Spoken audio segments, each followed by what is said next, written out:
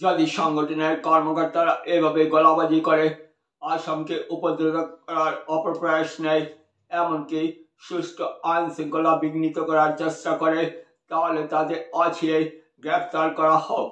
রাজ্যের সরকারি জমি অবৈধভাবে দখলকারীদের যখন রাজ্যের বিচক্ষণ মুখ্যমন্ত্রী উচ্ছেদ করতে সঠিক প্রয়াস নিচ্ছেন, এই পরিপ্রেক্ষিতে জমিয়ত উলামা হিন্দের কর্মকর্তা মুখ্যমন্ত্রীর প্রতি আবুল তাবুল মন্তব্যের বিপরীতে সরাসরি ব্যক্ত করেন রাজ্যসভার প্রাক্তন সাংসদ মিশনজন দাস। মিশন বাবু বলেন, সরকার জমি দখলকারীদের উচ্ছেদ করতে রাজ্যের মুখ্যমন্ত্রীর বলিষ্ঠ পদক্ষেপ সবার যখন প্রশংসনীয়, এই সময় জমিয়ত সংগঠনের কর্মকর্তা মুখ্যমন্ত্রীর গ্রেফতারি তথা অপসারণের দাবি উত্থাপন করে দেশের রাষ্ট্রপতির কাছে আবেদন জানান। তাতে বিস্ময় প্রকাশ করেন তিনি। সংগঠনের সভাপতি মাওলানা মেহমুদ মাদানির নিকৃষ্ট মানসিকতার তীব্র নিন্দা জানান তিনি। রাজ্যসভার প্রাক্তন সাংসদ মিশনজন দাস রিপোর্টার ক্যামেরার সামনে বলেন, দাদা, প্রথমত আপনাকে CNN 24-এর পক্ষ থেকে আপনাকে অভিনন্দন।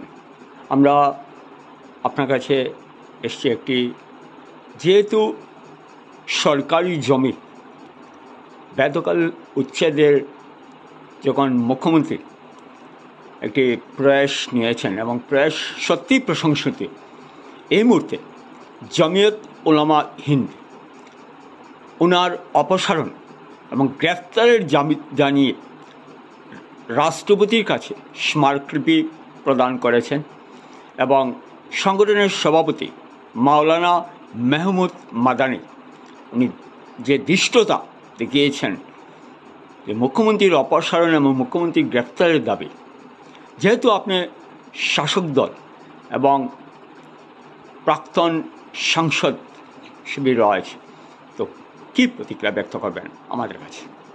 আপনাকে ধন্যবাদ যে আপনি আমার এই বক্তব্য নিচ্ছেন।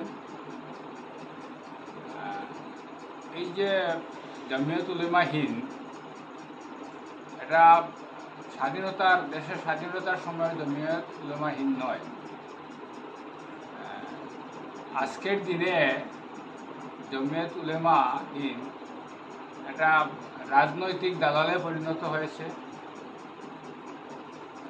তাদের কথাবার্তা, দাবি, তারা কোনো সময় দেশের নিরাপত্তা, দেশের বিকাশ বা আসামের নিরাপত্তা, ভবিষ্যৎ নিরাপত্তা বা আসামের ভালোর জন্য চিন্তা করা বা আসামের অগ্রগতি নিয়ে তাদের কোনো মাথা ব্যথা নেই। তাদের কেবল তাদের ধর্মীয় গোষ্ঠীর মানুষকে নিরাপত্তা বা তাদেরকে সুরক্ষা দেওয়ার চিন্তাধারা করে। আসামের মাননীয় মুখ্যমন্ত্রী ডক্টর হিমন্ত বিশ্ব শর্মা মহোদয় যে পদক্ষেপ নিয়েছেন যে আসামের বনাঞ্চলকে অবৈধ বেদখল মুক্ত করা, আসামের যে সরকারি ভূমি যেগুলা খাস জমি এগুলা বেদখল মুক্ত করা। আমাদের এই অঞ্চলে কম, ব্রহ্মপুত্র উপত্যকা অনেক আছে যেগুলা পশু চরণ ভূমি বলে, ক্যাটল গ্রেজিং গ্র্যান্ড, পশু চরণ ভূমি, যেখানে গবাদি পশু যেগুলা চরে ঘাস তৃণভোজী পশুদের জন্য রাখা হয়েছে, পিজিআর ভিজিআর যেগুলো আছে, এগুলাকে দখলমুক্ত করা। এই জন্য কি পদক্ষেপ নিয়েছেন।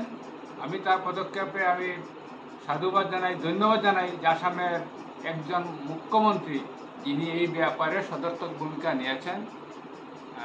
আমাদের আগের সরকার ডক্টর সর্বানন্দ সোনোয়ালজির নেতৃত্বেও সরকার, আমরা জানা আছে, আমাদের কাজিরাঙ্গাকে বেদখল মুক্ত করেছিল। এখানে কাজিরাঙ্গা এটা রিজার্ভ ল্যান্ড, সংরক্ষিত অঞ্চল,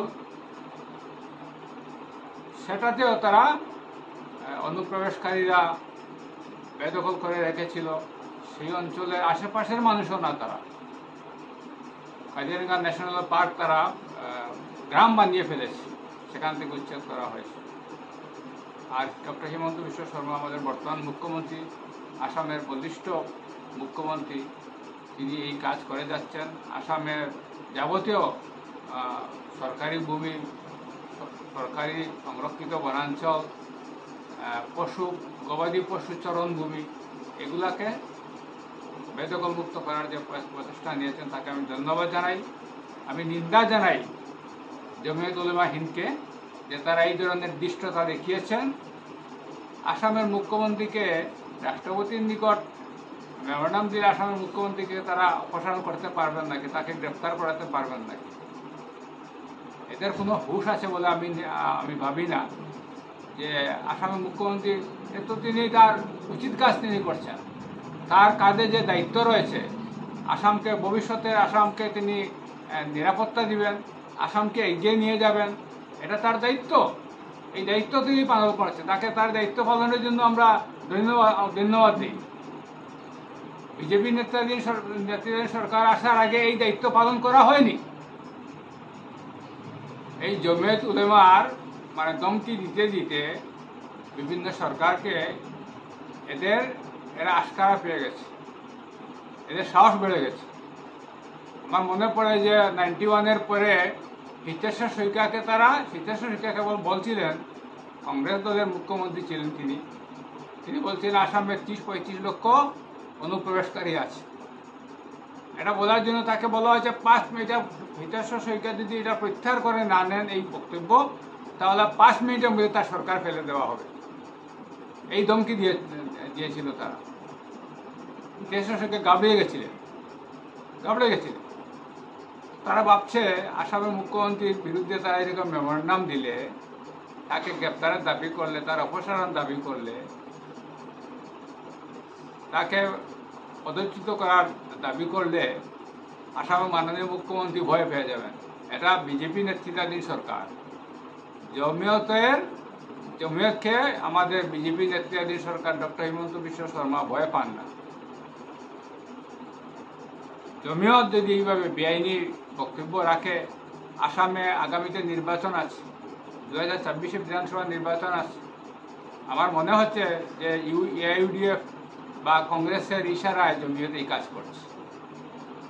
আসামের ভূমিকে তপ্ত করার জন্য, ধর্মীয় বিভাজন করার জন্য, ভোটারগণকে ধর্মীয়ভাবে বিভাজিত করার জন্য তারা এই পদক্ষেপ নিয়েছে, এই কাজ তারা করছে, এইভাবে দাবি করছে, বেআইনি দাবি। এগুলো আমি নিন্দা জানাই। আসামের মাননীয় মুখ্যমন্ত্রীকে আমরা সাপোর্ট করে যাব। আসামে যারা প্রকৃত আসামের হিতের কথা ভাবেন, তারা আসামের ভবিষ্যৎ সুরক্ষিত আসাম যারা ভাবেন, আসাম যাতে অর্থনীতিকে এগিয়ে যাওয়ার কথা যারা ভাবেন, তারা নিশ্চয়ই দলমত নির্বিশেষে, জাতি ধর্ম নির্বিশেষে তারা আসামের মাননীয় মুখ্যমন্ত্রীকে সমর্থন করবেন। আসামের মুখ্যমন্ত্রী যে পদক্ষেপ তাকে, এটা তার দায়িত্ব।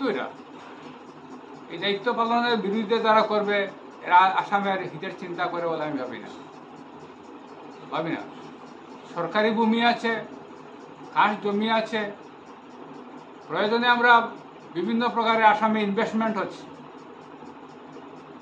আসামে অ্যাডভান্টেজ আসাম 1, অ্যাডভান্টেজ আসাম 2 হয়েছে। অনেকে এখানে ইনভেস্ট করতে চাইছেন, এখানে টাকা বিনিয়োগ করতে চাইছেন, এবং এই বিনিয়োগের জায়গা যদি আমরা দিতে পারি, লাভ আমাদের আসামের বেকার যুবক যুবতীরা এখানে কর্মসংস্থান হবে।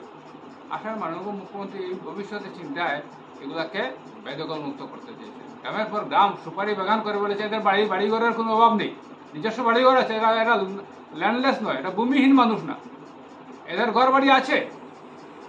এদের একটা আগ্রাসন।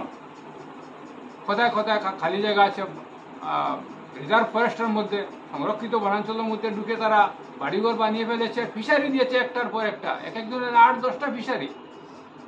শুনলে অবাক লাগে।